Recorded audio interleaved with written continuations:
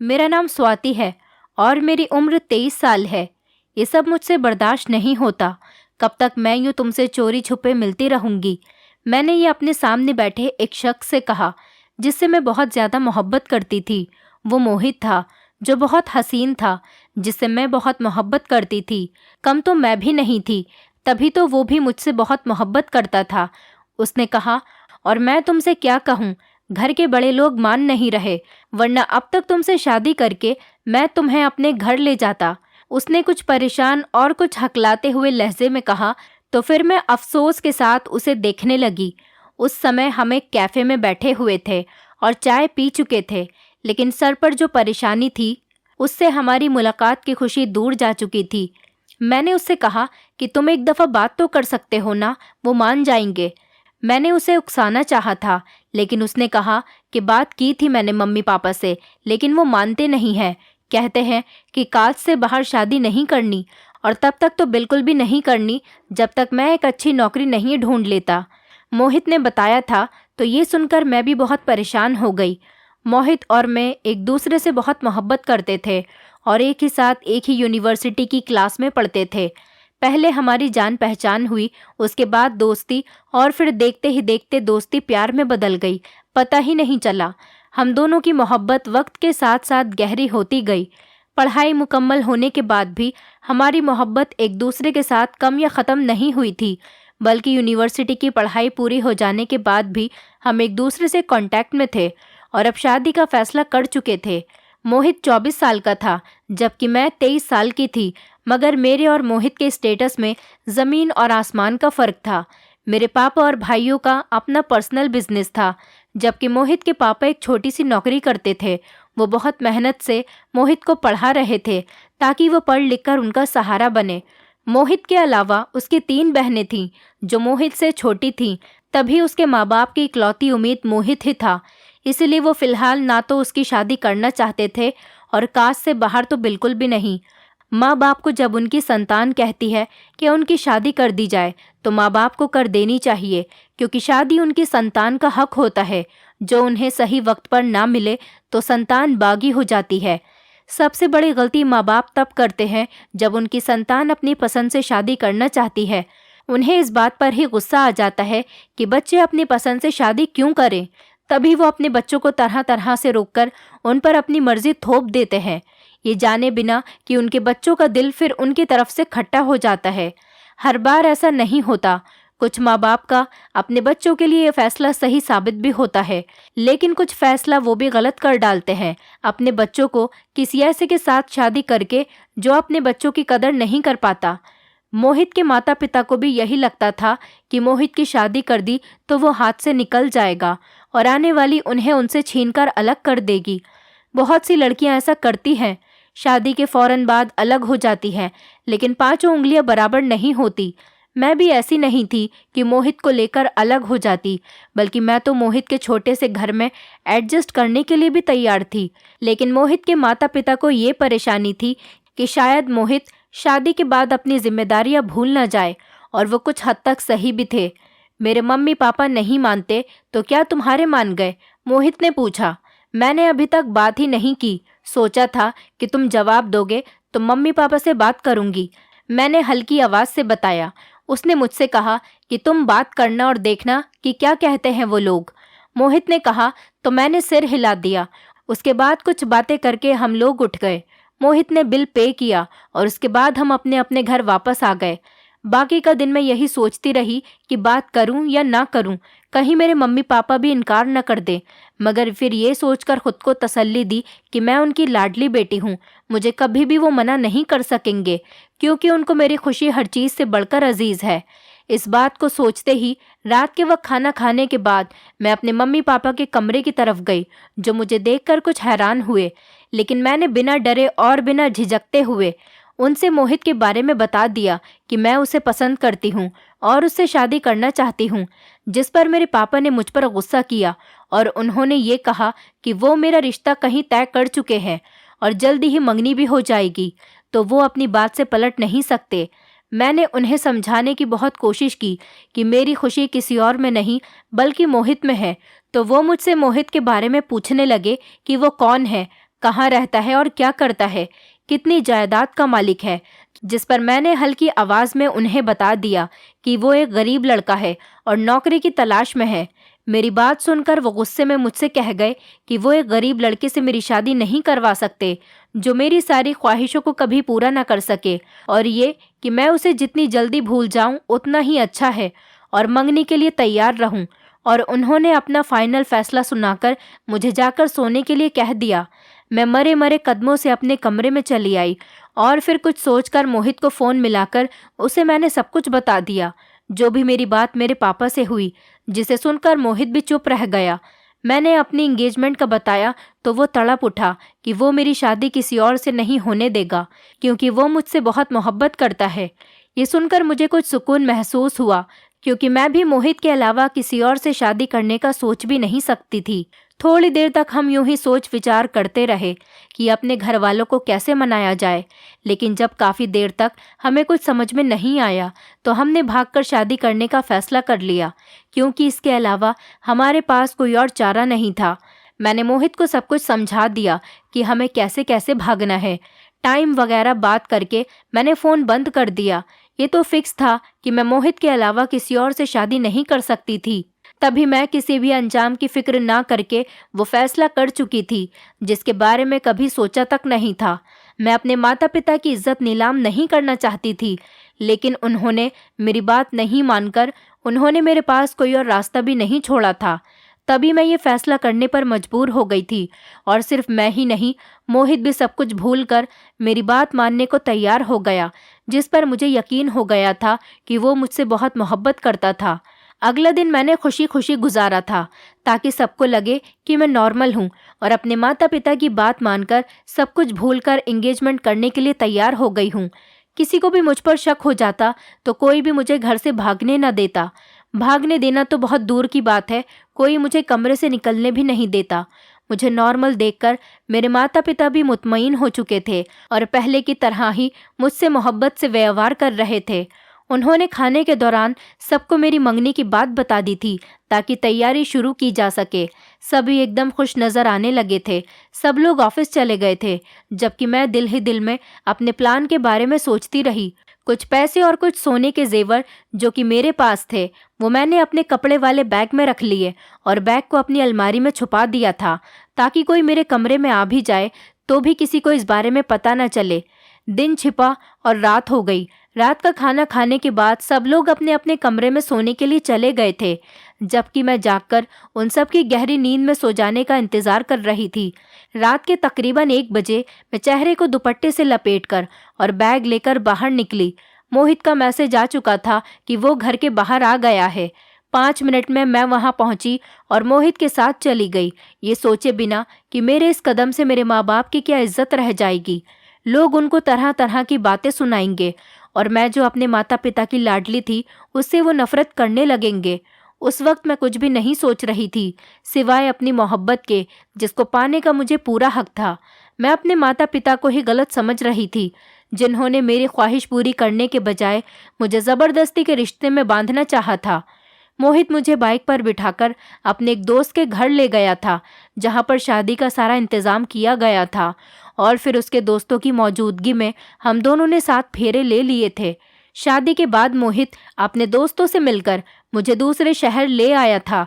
यहाँ पहुँचने में हमें 6 घंटे लगे थे। यहाँ उसने किराए पर मकान ले लिया था, जहाँ हम दोनों रहने लगे थे। मैंने और मोहित ने अपनी मोहब्बत पाली थी और हमें ये लगा था कि ज़िंदगी अब आसानी से गुजरेगी, क्योंकि मोहब्बत हो तो किसी और चीज़ की क्या ज़रूरत। मगर धीरे धीरे मेरा ये ख्याल गलत साबित होने लगा, क्योंकि मोहब्बत के अलावा पैसों की भी ज़रूरत होती है, जिसके सहारे ज़िंदगी गुजारी जाती है। मोहित सारा दिन नौकरी की तलाश में बाहर रहता और मैं सारा दिन घर में कामकाज में बिजी रहती। मोहित के पास जो पैसे थे उसने घर का किराया दे दिया था, जबकि मेरे पास जो पैसे थे उससे घर का राशन और कुछ ज़रूरी सामान मंगवा लिया था, ताकि हमें वहाँ रहने में आसानी हो। हमें यहाँ आए हुए 10 दिन गुजर चुके थे, मगर अभी तक मोहित को नौकरी नहीं मिली थी, तो उसने मजदूरी करनी शुरू कर दी, जिसकी वजह से उसके कई दोस्त बन गए थे। धीरे धीरे वक्त गुजरता रहा। मैं अपने पापा की बहुत लाडली थी और आज तक उन्होंने किसी भी काम को मुझे हाथ तक लगाने नहीं दिया था। मेरे सारे कामों के लिए घर में एक नौकरानी मौजूद थी जो मेरे सारे काम करती थी। मैंने अपने तो क्या, कभी भाइयों के भी काम नहीं किए थे और कभी उन्हें एक गिलास पानी कभी नहीं पिलाया था। लेकिन यहाँ सिर्फ न मुझे काम करने पड़ते थे बल्कि पति की खिदमत भी करनी पड़ती थी। मेरे पापा ने कहा था कि मोहित मुझे वो ऐशो आराम की ज़िंदगी नहीं दे पाएगा जिनकी मैं आदी थी, और इस बात की मुझे अब समझ आ रही थी, मगर अब कुछ भी नहीं हो सकता था। पानी सर पर से गुजर चुका था। धीरे धीरे मोहित का बिहेवियर भी बदलने लगा था और वो अब मजदूर जैसा व्यवहार रखने लगा था। मैं दिन रात अपने पति मोहित की खिदमत करती, लेकिन रात होते ही मोहित अब अपने कई दोस्तों को घर लाने लगा था, जिनके लिए मुझे बहुत सारा खाना बनाना पड़ता, क्योंकि मोहित का कहना था खाना खाए बिना जाने देना बुरा लगता है। अब रोज का यही हाल हो गया था। मैं न सिर्फ अपने पति की खिदमत करती बल्कि उसके दोस्तों के लिए बहुत सारा खाना भी बनाती। मोहित जो पैसे कमाता वो सब इसी में उड़ा देता। धीरे धीरे घर के खर्च चलाने के लिए मेरे जेवर भी बिक गए। मुझे अपनी पुरानी जिंदगी याद आती जिसमें मुझे कभी किसी चीज़ की परेशानी नहीं हुई थी और ना ही किसी चीज़ के लिए तरसना पड़ा था। मुझे अब अपने पापा की बातें सही लग रही थी। उनका फैसला सही लग रहा था जो उन्होंने मेरे लिए किया था। मेरी मोहित से मोहब्बत कम तो नहीं हुई थी, लेकिन अब मुझे पछतावा होने लगा था। मुझे अपनी पुरानी ज़िंदगी याद आती तो मैं बहुत ज़्यादा रोने लगती। मुझे अपने घर वाले, माता पिता और भाई भी याद आने लगे थे, जिनसे मिले मुझे काफ़ी टाइम गुजर चुका था और हमें यहाँ आए कई महीने हो चुके थे। ऐसे ही एक दिन की बात है, मेरे पति के पास घर का किराया देने के लिए पैसे नहीं थे। हम दोनों ही परेशान से बैठे हुए थे। मेरे पास अब कोई जेवर भी नहीं था कि उसे बेचकर हम मकान का किराया दे देते। मोहित ने कहा था कि मकान मालिक ने किराया जल्दी मांगा है। मेरे पति मोहित बहुत परेशान से होकर बैठे हुए थे। मैं भी उसके पास ही बैठी हुई थी। अचानक मेरे पति ने मेरी तरफ देखा और कहा, आज से तुम कोई काम नहीं करोगी, बस आराम करोगी। उनकी बात सुनकर मैं बहुत ज़्यादा हैरान हो गई, क्योंकि आज से पहले तो कभी उन्होंने ऐसा नहीं कहा था और ना ही कभी मेरे साथ काम में हाथ बटाया था। और आज वो कह रहे थे कि आज से मैं कोई काम नहीं करूँगी। ये बात मेरे लिए बहुत हैरतमंद थी और मैं इसी बात से हैरान थी कि आज मेरे पति को क्या हो गया है। मगर ऐसा क्यों? मैं काम नहीं करूँगी तो कौन करेगा? मैंने परेशान होकर पूछा तो उन्होंने कहा, तुम इस बात की फिक्र मत करो, बस तुम कोई काम नहीं करोगी, बस आराम करोगी। मेरे पति मोहित ने बहुत प्यारे अंदाज में कहा। मैंने सारी बातों को नज़रअंदाज करके सिर हिला दिया। उस दिन से ही सब कुछ बदल गया। मुझे अपनी ज़िंदगी जन्नत लगी, क्योंकि मेरे पति मुझे ज़मीन पर पाँव तक नहीं रखने देते। हमारी इतनी हैसियत नहीं थी कि हम कोई नौकरानी रख लेते जो वो घर के काम करती। तभी मोहित ने खुद ही घर के सारे काम करने शुरू कर दिए। वो अपने काम पर भी नहीं जाते थे। सुबह सवेरे उठते, नाश्ता बनाते, मुझे अपने हाथों से नाश्ता करवाते और फिर घर के काम करते, जिसमें सफाई, बर्तन धोना, किचन साफ करना, गंदे कपड़े धोना, उनको सुखाना वगैरह शामिल था। उसके बाद दोपहर को खुद ही खाना बनाते और फिर शाम को खाना बनाने के साथ किचन वगैरह साफ करते और रात को मुझे अपने हाथों से खाना खिलाकर सुला देते। मैंने कई बार उन्हें मना करना चाहा था, मगर उन्होंने मेरी कोई बात नहीं सुनी थी, बल्कि सख्ती से मना किया था कि जो वो कर रहा है उसे करने दो। वो रोज़ रात को मुझे अपने हाथों से खाना खिलाकर सुला देता। ऐसा लगता जैसे मैं कोई छोटी बच्ची हूँ जो खुद से खाना भी नहीं खा सकती। लेकिन मैं क्या करती, मोहित मेरी एक भी नहीं सुनता था। मैं रोज़ मोहित के हाथ से खाना खाकर सो जाती हूँ, मगर जब मैं सुबह उठती हूँ तो मुझे अजीब सी तकलीफ़ का एहसास होता। ऐसा लगता है जैसे मेरा पूरा जिस्म दुख रहा हो। मैं इस बात को इग्नोर करने लगी, ये सोचकर कि पहले मैं चलती फिरती रहती थी, अब सारा सारा दिन बिस्तर पर पड़ी रहती हूँ। शायद इसीलिए मुझे तकलीफ़ होती है। लेकिन रोज़ रोज़ मेरे साथ यही सब होने लगा। मोहित रोज़ मुझे रात को खाना खिलाकर सुला देता, लेकिन जब अगली सुबह मैं जागती तो मेरा पूरा जिस्म बहुत बुरी तकलीफ़ में होता, जिसे मैं बर्दाश्त नहीं कर पाती थी।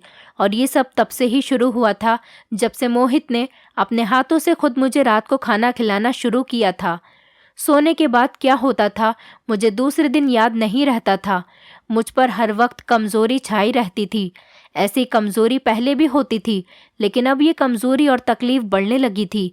उस दिन के बाद से मैंने देखा था कि मोहित मुतमईन रहने लगा था। घर का किराया देने की भी कोई फिक्र नहीं थी और घर का राशन वगैरह कहाँ से आ रहा था ये भी मैं नहीं जानती थी।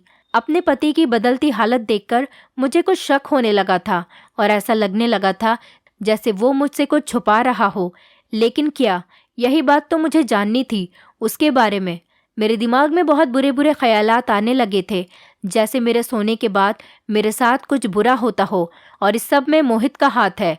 लेकिन अभी सिर्फ मुझे मोहित पर शक था, लेकिन सोच सोच कर ही मुझे बहुत डर महसूस हो रहा था कि मोहित मेरे साथ कुछ गलत कर रहा है। उसकी बदलती हालत मेरी आंखों के सामने थी, फिर कैसे न उस पर शक करती। वो मुझसे अपनी खिदमतें करवाता था और अब खुद मेरी खिदमत कर रहा था, और वो भी माथे पर बिना एक शिकन लाए, तो फिर मैं बिना शक किए कैसे रह पाती। ऐसे ही करते करते 20 दिन गुजर गए थे और इन 20 दिनों में मैं बेहद कमज़ोर होने के साथ साथ परेशान भी हो चुकी थी। अब मुझे पता लगाना था कि मेरा शक सही है या गलत। एक दिन प्लान के मुताबिक मैं खाना अपने कमरे में ले गई कि मैं आज खुद खाऊंगी। मेरे पति बर्तन धोने लगे, जबकि मैंने कमरे में आकर वो सारा खाना पॉलीथिन में डालकर वो पॉलीथिन खिड़की से बाहर फेंक दी और फिर जाकर बिस्तर पर लेट गई और सोने की एक्टिंग करने लगी। अभी मुझे आंखें बंद करे हुए कुछ ही देर हुई थी कि मेरी जान निकल गई, क्योंकि मुझे कमरे के बाहर एक आदमी और एक औरत के बोलने की आवाज़ आ रही थी, जिसमें मेरे पति मोहित की आवाज़ भी शामिल थी। वो क्या बात कर रहे थे मुझे कुछ भी समझ में नहीं आ रहा था, लेकिन एक आदमी और एक औरत की आवाज़ सुनकर मुझे पक्का यकीन हो गया था कि मोहित मेरे बदले उनसे पैसे ले रहा है। ये सोचकर मेरी आंखों से आंसू आने लगे कि मोहित ने इस बात की भी परवाह नहीं की कि मैं उसकी इज्जत थी। मेरा शक बढ़ता जा रहा था और दिल कर रहा था कि यहाँ से कहीं दूर भाग जाऊं। मोहित के लिए मैंने अपना घर, अपने माँ बाप और ऐशो आराम भरी जिंदगी छोड़ दी, और वही मोहित मेरी इज्जत बेचकर पैसे कमा रहा था। इससे पहले कि मैं वहां से उठकर भागती, तभी कमरे का दरवाज़ा खुला और वो तीनों लोग अंदर आ गए।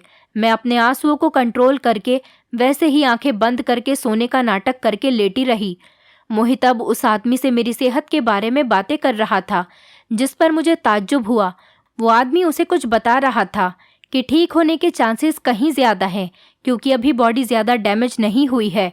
डॉक्टर का जवाब सुनकर मुझे हैरत हुई, लेकिन तभी किसी ने मेरी कलाई कोहनी के करीब से मेरा हाथ मसलने लगी। वो शायद वही औरत थी। मुझे बहुत ज़्यादा दर्द महसूस हो रहा था, लेकिन मैं बर्दाश्त करके वहीं पड़ी रही। तभी मुझे कोहनी के ऊपरी तरफ भी कुछ चुभता हुआ सा महसूस हुआ। इसके बाद जहाँ पर सुई चुभोई गई थी वहाँ टेप लगाया गया और फिर कुछ खटपट की आवाज़ सुनाई दी। मैंने सुई की चुभन पर किस मुश्किल से दर्द बर्दाश्त किया था, मैं या फिर मेरा भगवान ही जानता था। मेरा डर बहुत ज़्यादा बढ़ने लगा था कि ना जाने ये लोग मेरे साथ अब क्या करने वाले हैं। कुछ देर के बाद एक बार फिर मुझे सुई चुभी और काफ़ी देर तक अंदर ही रही। या तो मुझे इंजेक्शन लगाया गया था या फिर मेरा खून निकाला गया था। मोहित डॉक्टर से लगातार हल्की आवाज़ में कुछ पूछ रहा था। मैंने पलकों की झिरी से देखा तो मेरे पास एक बहुत खूबसूरत सी लड़की खड़ी थी, जिसने खूबसूरत से कपड़े पहनकर दुपट्टे को अच्छे से ओढ़कर रखा था। उसका ध्यान मेरी तरफ नहीं था, तभी उसने मुझे आंखें खोलते हुए नहीं देखा। मेरे पास लोहे का एक स्टैंड रखा गया था, वैसा ही जिस पर ड्रिप वगैरह लटकाई जाती है। मैंने कदमों की आहट को अपने पास महसूस किया तो तेज़ी से आंखें मचली। वो मोहित था जो मेरे पास आकर बैठा था और फिर मेरा सर सहलाने लगा था। कुछ देर के बाद मेरे पास से उठ गया और फिर वो उस औरत और आदमी के साथ बाहर निकल गया। उसके जाते ही मैंने आंखें खोलकर देखा तो ये देखकर बहुत ज़्यादा हैरान रह गई कि मेरे बाजू पर कैनुला लगा हुआ था। एक तरफ कुछ दवाइयाँ पड़ी थीं। मुझे कुछ भी समझ में नहीं आ रहा था। खटपट की आवाज़ पर एक बार फिर मैं सोने का नाटक करने लगी। मोहित मेरे करीब आया, मेरे माथे को चूमा और बोला, तुम फिक्र मत करो, तुम पहले जैसी हो जाओगी। इतना कहकर वो उठा और फिर कमरे को बाहर से लॉक करके बाहर चला गया। मैं तेज़ी से उठी, कैनुला निकाला और फिर खड़ी हो गई, लेकिन मेरा सर बहुत बुरे तरीके से चकराया और नाक से खून निकलने लगा। मैंने अपने आप को संभालते हुए नाक से बहता खून साफ किया और दूसरी चाबी लेकर लॉक खोलकर बाहर निकल गई। घर के बाहर आई तो मोहित मोटरसाइकिल पर कहीं जा रहा था। तभी मैं एक रिक्शे को रोककर उसका पीछा करने लगी। मुझे बहुत कमज़ोरी और बेचैनी महसूस हो रही थी, लेकिन मैं बर्दाश्त करके बैठी रही। कुछ ही देर में वो एक सर्कस के बाहर रुक गया और गाड़ी खड़ी करके अंदर चला गया। मैं भी किराया देकर उसके पीछे गई, जहाँ पर कई लोग बैठे शायद सर्कस देखने ही आए थे। मेरे पास टिकट नहीं थे। तभी मैं रोहित के पीछे गई, जहाँ वो एक कमरे में गया था। मैं छिपकर उसका इंतज़ार करने लगी और थोड़ी देर बाद वो बाहर आया, लेकिन मैं एक लम्हे के लिए उसे पहचान नहीं सकी, क्योंकि वो एक जोकर के गेटअप में था। उसने हाथ में कई बॉल्स पकड़ रखी थी, जिन्हें वो ऊपर नीचे उछाल रहा था, लेकिन किसी माहिर जोकर की तरह नहीं कर पा रहा था। शायद वो प्रैक्टिस कर रहा था, लेकिन पूरे तरीके से सीख नहीं पाया था। उसने मुझे नहीं देखा और फिर अंदर की तरफ चला गया। मैं भी उसके पीछे हो गई और दूर से उसे देखने लगी। वो स्टेज पर खड़ा होकर अलग अलग तरीके से करतब दिखा रहा था। कई बार 4-5 गेंद को एक साथ ऊपर उछालकर उन्हें कैच करते हुए, कभी एक पहिए वाली साइकिल पर चलते हुए, मगर वो एक भी करतब ठीक से नहीं कर पाया था। गेंदें बार बार नीचे गिर जाती और एक बार वो साइकिल से भी नीचे गिरा था। लोग उसके नाकाम करतब को देखकर उसे बातें सुना रहे थे, उस पर तरह तरह की चीज़ें फेंक रहे थे और अपनी नापसंद का इजहार कर रहे थे, जिस पर जल्द ही उसे स्टेज से वापस बुला लिया गया। मैं ये सब देखकर न सिर्फ हैरान परेशान थी, बल्कि रो भी रही थी, क्योंकि इस बात का एहसास तो मुझे भी हो गया था। वो ये सब पैसे कमाने के लिए कर रहा था। मैं बाहर जाकर छिप गई, मगर उसका मालिक उसे बहुत बुरे तरीके से डांट रहा था कि वो उसे काम से न निकाले, भले ही पैसे कम कर दे। मैं बेआवाज़ रोती हुई मोहित को देख रही थी, जो पैसों के खातिर सर झुकाए इतनी बेइज्जती और जिल्लत बर्दाश्त कर रहा था। उसके मालिक ने उसे डांट कर निकाल दिया तो वो कमरे की तरफ बढ़ने लगा। तब मैं दीवार की तरफ से बाहर निकली। जब मैंने मोहित को पुकारा तो वो एक झटके में पलटा और मैंने उससे एकदम कहा, क्यों किया तुमने ऐसा? तुम यहाँ क्यों हो? पैसों के लिए क्या काम कर रहे हो? मैंने रोते हुए पूछा तो वो सर झुकाए बिना कुछ जवाब दिए कमरे में चला गया और कुछ देर के बाद अपने पहले वाले नॉर्मल हुलिये में वापस आया। मेरा हाथ पकड़ के मुझे बाइक पर बिठाकर घर लेकर आया और बोला कि मैं मजबूर हो गया था। मोहित ने मुझे कमरे में लाकर मेरे हाथ में ड्रिप वापस लगाकर मुझे लेटाकर कहा। मैंने कहा, कैसी मजबूरी और ये सब क्या है? मैंने हैरत से ड्रिप की तरफ इशारा करते हुए पूछा। मुझे घर से भागने से पहले ये सोच लेना चाहिए था कि मैं तुम्हें अच्छी ज़िंदगी दे सकूंगा या नहीं, लेकिन मैंने नहीं सोचा और नाकाम रह गया। कई दोस्त बने, उनकी दावतें की ताकि सिफारिश के ज़रिए कहीं कोई अच्छा काम मिल सके, मगर उसमें भी नाकाम रहा। और फिर मजदूरी की, मगर पैसे कम थे। उस पर तुम्हारी बीमारी। मोहित ने इतना कहकर बात अधूरी छोड़ दी, जबकि मैं बीमारी की बात सुनकर न सिर्फ हैरान हुई बल्कि चौंक भी उठी। मैंने हैरत से पूछा, कैसी बीमारी? तो उसने बताया कि तुम्हें ब्लड कैंसर है। और इस बात का पता मुझे उस दिन चला जब हम गायनी डॉक्टर के पास चेकअप के लिए गए थे। तुम्हारा ब्लड टेस्ट हुए तो ये बीमारी सामने आई। इसी की वजह से तुम्हारी तबीयत खराब होती थी। अभी ये बीमारी ज़्यादा फैली नहीं है, बस तुम्हारा थोड़ा सा खून डैमेज हुआ था, क्योंकि अभी फर्स्ट स्टेज पर ही था। मुझे पता था कि अगर तुम्हें ये पता चला तो तुम्हें बहुत ज़्यादा दुख होगा, तभी तुम्हारा चोरी छुपे इलाज करवाने लगा। तुम्हारे खाने में नींद की गोली मिला देता और तुम बेहोश हो जाती। डॉक्टर ने 4 बार तुम्हारे ब्लड की सफाई की, जिसका सारा सामान मैं अस्पताल से घर लेकर आया था। तभी तुम्हारी तबीयत कुछ ख़राब रहने लगी थी। ये इलाज 6 महीने चलेगा। दिन में घर के काम से फ्री होकर, दिन में मजदूरी और रात को सर्कस में काम करके तुम्हारे इलाज के लिए पैसे कमा रहा था, मगर तुम्हें सब पता चल गया। वो चुप हुआ तो मैं रोते हुए उसके गले जा लगी। अपनी जान से प्यारे पति के बारे में मैं कितनी बेकार सोच रख रही थी। मैंने उससे माफ़ी मांगी। अपनी बीमारी से ज़्यादा मुझे उसके हालात पर दुख हो रहा था। वो रात मैंने यूं ही रोते हुए गम में गुजारी। अगले दिन मोहित मुझे बिना बताए हुए वापस ले आया और मुझे मेरे घर छोड़ दिया, जिस पर मैं राज़ी नहीं थी, लेकिन उसका कहना था अगर मैं उसके पास रही तो मर जाऊंगी, क्योंकि वो मेरा इलाज करवाने में नाकाम हो रहा है। मेरे पापा और मेरे भाई मुझे देखकर बहुत गुस्सा हुए, लेकिन जब उन्हें मेरी बीमारी का पता लगा तो वो नरम पड़ गए और मेरा इलाज करवाने लगे। 6 महीने मैंने अपने मायके में गुजारे और फिर 7वें महीने में अपने घर वालों की मर्जी से मोहित के पास आ गई। मुझे मोहित से ज़्यादा अच्छा हमसफ़र कहीं नहीं मिल सकता था। मोहित के घर वालों ने भी मुझे एक्सेप्ट कर लिया। उसके अलावा उनके पास कोई और रास्ता नहीं था, क्योंकि मेरी और मोहित की शादी हो चुकी थी। मेरे पापा ने मोहित को अपनी कंपनी में नौकरी पर रख लिया, जिससे हमारी जिंदगी बहुत सुकून से और अच्छे से गुजरने लगी। कभी कभी माता पिता के फैसले संतान की बेहतरी के लिए ही होते हैं, लेकिन संतान अपनी जवानी के जोश में खुद को सही और अपने माँ बाप को गलत समझती है, जैसे मैंने किया। लेकिन भगवान का शुक्र था कि भगवान ने मुझे मोहित जैसे इंसान को दिया था, जिसके साथ मैं आज बेहतरीन जिंदगी गुजार रही हूँ। दोस्तों, उम्मीद करती हूँ आपको हमारी कहानी पसंद आई होगी। कहानी पसंद आई है तो वीडियो को लाइक करें, चैनल पर नए हैं तो चैनल को सब्सक्राइब करें और हाँ, नोटिफिकेशन बेल को ज़रूर दबाएं ताकि अगली अपडेट सबसे पहले आपको मिले।